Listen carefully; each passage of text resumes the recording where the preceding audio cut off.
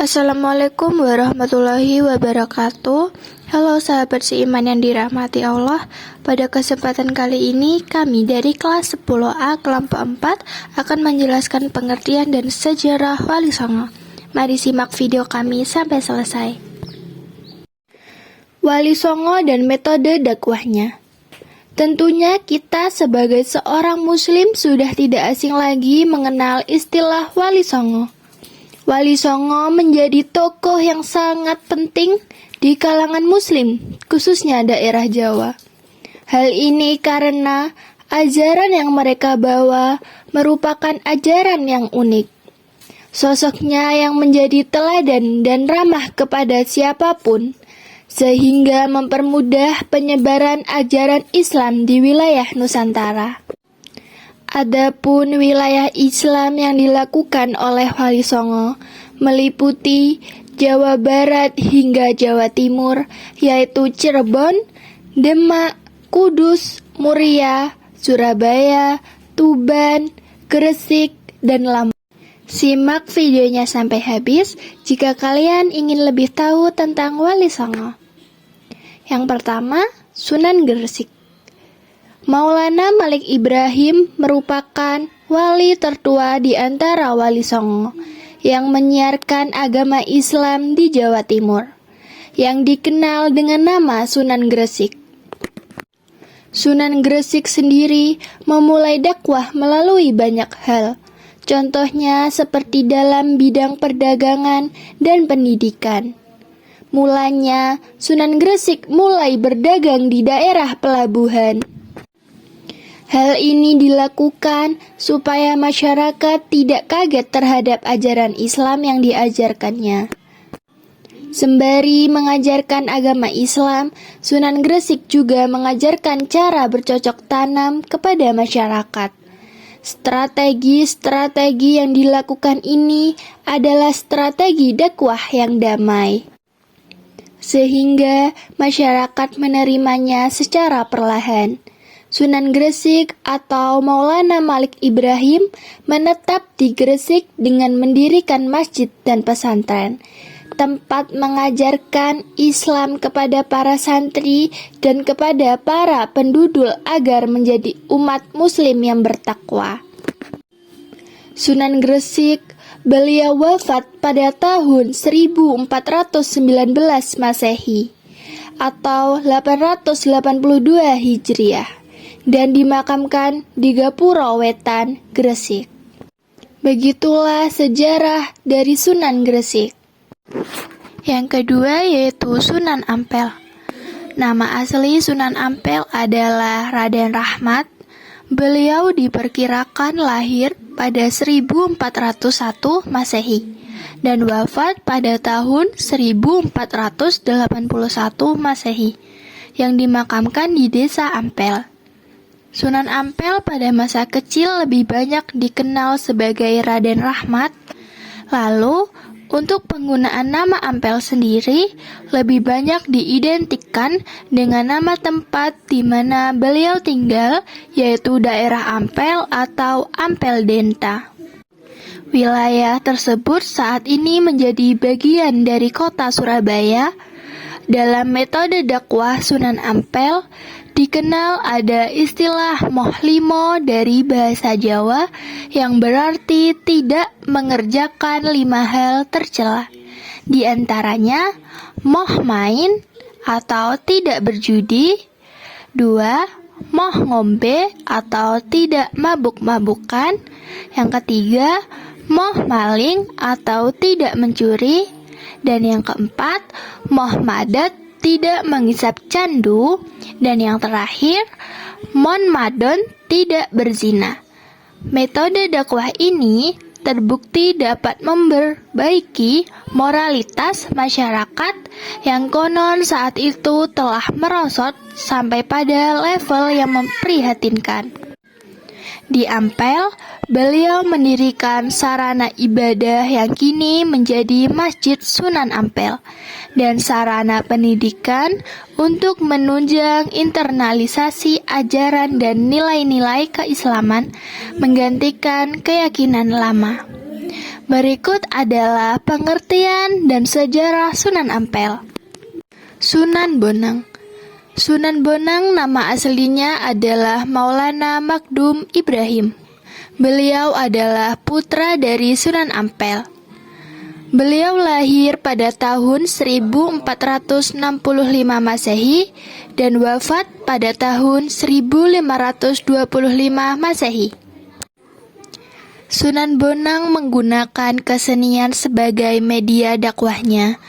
Kesenian ini digunakan Sunan Bonang untuk menarik simpati masyarakat. Adapun kesenian tersebut adalah berupa seperangkat gamelan yang disebut bonang. Bonang adalah sejenis kuningan yang ditonjolkan di bagian tengahnya. Selain itu, Sunan Bonang juga menyebarkan dakwah Islam melalui berbagai lagu. Salah satu lagu ciptaan Sunan Bonang mempunyai judul Tombo Ati, di mana lagu tersebut mengandung kewajiban dan hukum yang harus ditaati umat muslim. Sebagai seorang wali dan sekaligus seniman, Sunan Bonang banyak melahirkan karya sastra berupa suluk atau tembang tamsil dan prosa yang sangat hebat. Karya sastra Sunan Bonang penuh dengan keindahan dan makna kehidupan beragama. Dengan cara ini, masyarakat mempelajari agama Islam dengan senang hati, bukan dengan paksaan. Sunan Giri. Sunan Giri lahir sekitar tahun 1442 Masehi di daerah Belambangan, ujung timur Pulau Jawa, dan memiliki nama kecil Raden Paku atau Joko Samudro. Sunan Giri atau Raden Paku memilih jalur pendidikan atau kebudayaan dalam menyebarkan agama Islam di Pulau Jawa. Contohnya, yakni permainan anak-anak dan tembang. Beberapa permainan yang dibuat oleh Sunan Giri yaitu gendi gerit, jelungan, jamuran, dan lain sebagainya. Beliau merupakan murid dari Sunan Ampel yang memulai dakwahnya di wilayah Gresik. Dengan mendirikan pondok pesantren pertama di Gresik, yang kemudian berkembang menjadi salah satu pusat kekuasaan atau kerajaan yang disebut Giri Kedaton. Sejak didirikan pada akhir abad ke-15, pesantren Giri menjadi pusat penyebaran agama Islam yang terkenal di Jawa dan pengaruhnya sangat kuat di wilayah Indonesia bagian timur. Itulah pengertian dan sejarah dari Sunan Giri. Sunan Derajat. Sunan Derajat diperkirakan lahir pada tahun 1470 Masehi dengan nama Raden Qasim. Beliau merupakan putra bungsu Sunan Ampel. Sunan Derajat berdakwah dengan memanfaatkan media seni, termasuk dengan suluk dan tembang pangkur. Selain itu, ada pula ajaran catur piwulang yang isinya ajakan untuk berbuat baik kepada sesama. Dalam berdakwah, Sunan Derajat sangat memperhatikan nasib para fakir miskin, yatim piatu, dan orang-orang terlantar. Beliau juga menjadi sosok yang mengajak para bangsawan dan orang kaya untuk mengeluarkan infak, sedekah, dan zakat sesuai ajaran agama Islam. Berikut merupakan pengertian dan asal-usul Sunan Derajat. Sunan Gunung Jati. Sunan Gunung Jati lebih dikenal dengan sebutan Syarif Hidayatullah. Beliau lahir pada tahun 1448 Masehi. Sunan Gunung Jati menggunakan pendekatan sosial budaya untuk dakwahnya, yang membuat ajaran Islam dapat dengan mudah diterima oleh masyarakat.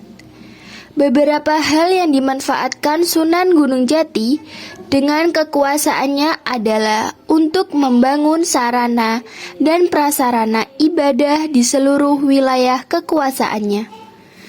Penyebaran ajaran Islam juga dilakukan Sunan Gunung Jati dengan menikahi gadis setempat. Sunan Gunung Jati sendiri meninggal diperkirakan pada pertengahan abad ke-16 dan dimakamkan di puncak Bukit Sembung yang khusus didirikan di pinggiran kota Cirebon. Berikut termasuk pengertian Sunan Gunung Jati dan asal-usul Sunan Gunung Jati. Sunan Kudus. Sunan Kudus nama aslinya adalah Ja'far Shodiq. Lahir pada pertengahan abad ke-15 dan wafat pada tahun 1550 Masehi. Sunan Kudus adalah ulama fikih yang sangat ketat memegang syariat. Ia sangat tegas dalam bertindak ketika dihadapkan dengan penyelewangan syariat agama. Ia terkenal sebagai sunan yang mampu menyebarkan agama Islam melalui pendekatan kebudayaan tanpa melakukan kekerasan. Salah satu yang populer dari strategi dakwah Sunan Kudus adalah menggunakan sapi sebagai sarana dakwahnya. Kala itu, Sunan Kudus mengikat sapi di halaman masjid untuk menarik atensi masyarakat sekitar agar datang ke masjid. Menurut kepercayaan masyarakat setempat, sapi merupakan binatang yang dihormati.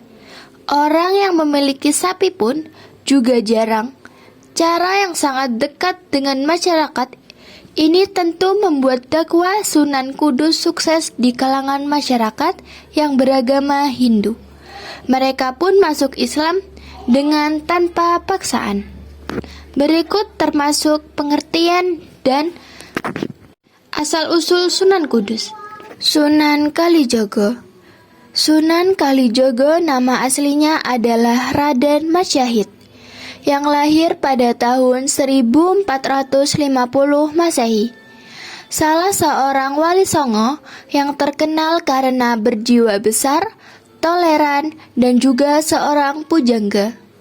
Dakwah Sunan Kalijogo sangat toleran terhadap budaya lokal, karena tidak ingin menyinggung atau membelokkan langsung keyakinan masyarakat yang telah dianut secara turun-temurun. Sunan Kalijogo membiarkan adat istiadat dan budaya tersebut tetap berjalan, tetapi sedikit demi sedikit memasukkan ajaran Islam di dalamnya, baik yang menyangkut ajaran tauhid ataupun syariah dan budi pekerti. Sunan Kalijogo yakin apabila ajaran Islam sudah dipahami, maka tradisi lama dengan sendirinya akan hilang dari masyarakat. Melalui pertimbangan itu, Sunan Kalijogo mantap melakukan akulturasi budaya Jawa dan ajaran Islam sebagai metode dakwahnya. Sarana yang digunakan adalah kesenian, satu hal yang disenangi masyarakat Jawa saat itu. Berikut termasuk sejarah dan pengertian dari Sunan Kalijogo. Sunan Muria. Sunan Muria nama aslinya adalah Raden Umar Said. Beliau lahir pada sekitar tahun 1450 Masehi. Metode dakwah Sunan Muria yaitu dengan menggunakan kesenian dan tradisi kebudayaan Jawa dengan menggunakan gamelan dan wayang. Hal ini dilakukan oleh Sunan Muria sebagai upaya mempertahankan metode dakwah ayahnya terdahulu. Beberapa tembang Sunan Muria yang terkenal adalah tembang Sinom dan Kinanti. Melalui lagu-lagu inilah Sunan Muria mengajak masyarakat untuk mengamalkan ajaran Islam. Cara dakwah yang dilakukan Sunan Muria tersebut membuatnya dikenal sebagai sunan yang suka berdakwah atau sering disebut dengan topo ngeli, yaitu dengan menghanyutkan diri. Beliau wafat pada tahun 1551 Masehi. Dari 9 wali tersebut, ada 7 strategi dan metode dakwah yang penuh dengan kedamaian. Di antaranya adalah ceramah, tanya jawab atau diskusi, keteladanan, pendidikan, piktas, dan ekspansi, kesenian, dan silaturahmi. Demikian materi yang dapat kelompok kami sampaikan terkait Wali Songo dan metode dakwahnya. Semoga materi yang kelompok kami sampaikan dapat bermanfaat bagi kita semua. Mohon maaf atas kehilafan tutur kata dan perbuatan. Semoga Allah membimbing kita semua ke jalan yang benar. Akhirul kalam. Wassalamualaikum warahmatullahi wabarakatuh.